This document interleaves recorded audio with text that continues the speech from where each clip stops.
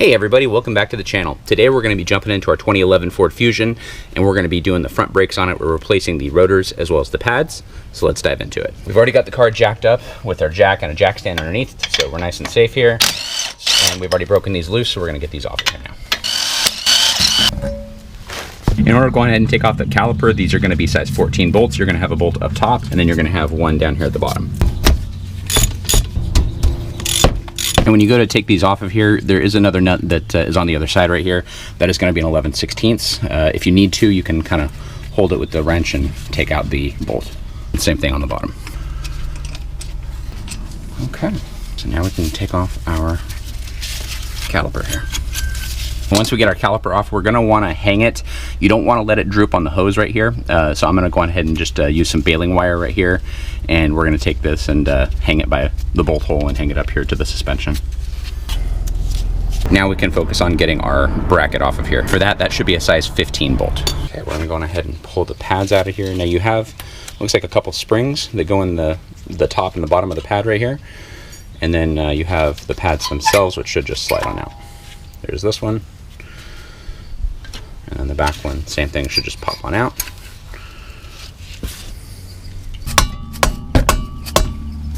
Okay, got that one. Let's get the bottom one here.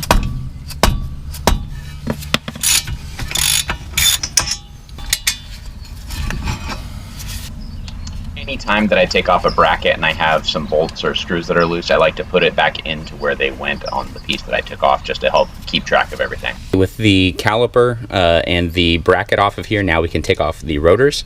They are held in with two T40 Torx bits. Okay, there we are.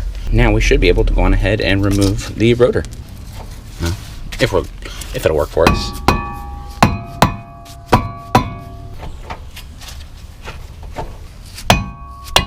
There we go. All right, that's it. So that's the old rotor. We'll get this all cleaned up. We'll put some anti-seize on it and get the new rotor on. Now that we got this cleaned up right here, we're gonna go ahead and put some anti-seize around here and we'll put on the new rotor. Before we bolt this back down right here, I'm gonna use just a tiny bit of thread locker on these T40 bolts right here. Go ahead and spray this on down a little bit right here. Let's go on ahead and get our caliper back, or our bracket back on here for the caliper.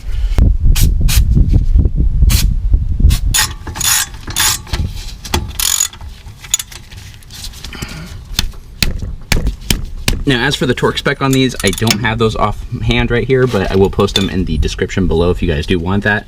For me, I'm just using some Loctite, and I'm just snugging them up as good as I can get them right here. Now, keep in mind again, you know, any type of job like this, do so at your own risk right here. I can't be held liable if you guys mess something up or hurt yourselves or anything like that. So make sure you do the proper research. I'm not a mechanic or anything like that. I'm just kind of a, you know, DIY right here, but this is how I'm doing mine right here. We're gonna go on ahead and take out these slide pins right here, and we're gonna get these cleaned up. You can see the really dried up grease on there. We're gonna get these all wiped down, cleaned up and everything, and then we'll re-grease them and put them inside.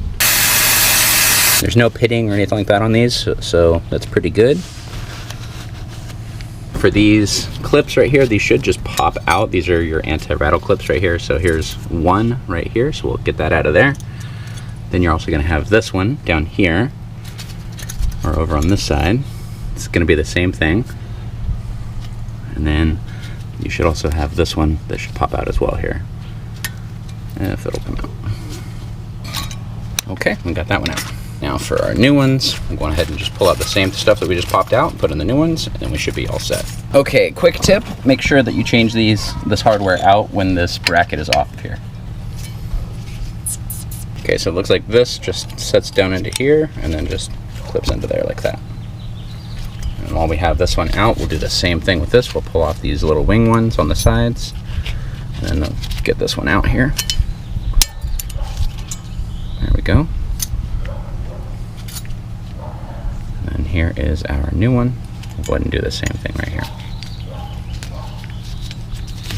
Again, it looks like it just kind of sits into here like so. There we go. And we can get our other ones on.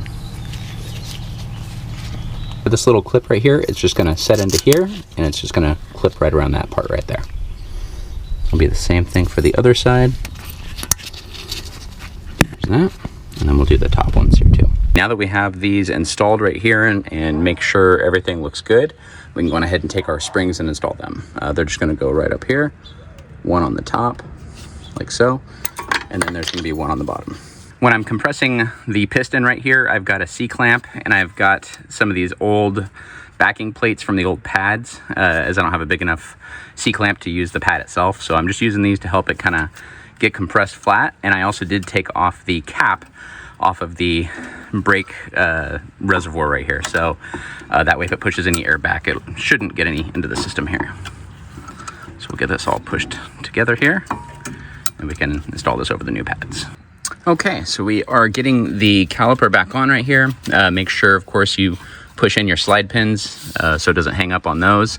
And when you're putting this in here, you're gonna need to squeeze together a little bit on the pads because the springs that are in between them, they wanna push them apart. And I've been having issues with it popping off here and there. So just make sure you're holding that as you're doing this right here.